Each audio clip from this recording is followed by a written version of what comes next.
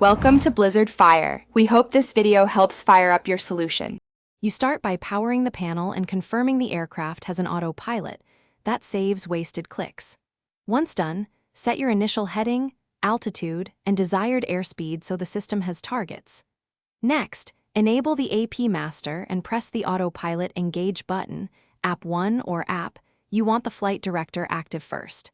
Make sure NAV and APRA modes are off until you select them, because Autopilot will follow whichever lateral mode you choose next, and you avoid sudden turns.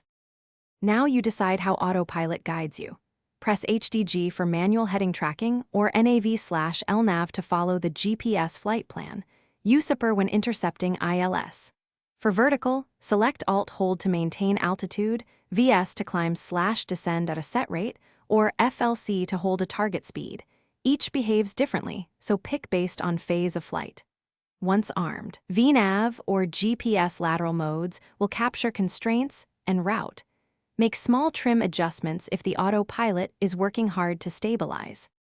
As you approach capture, watch annunciators and the flight director.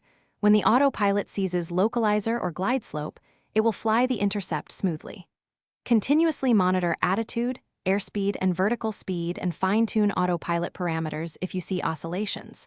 For handoff, disengage the AP smoothly using the disconnect switch or autopilot button and fly manually, trimming as needed. If things go wrong, first confirm avionics power and the flight director are on. Resetting the autopilot master. Thanks for watching. If you found this helpful, don't forget to like and subscribe.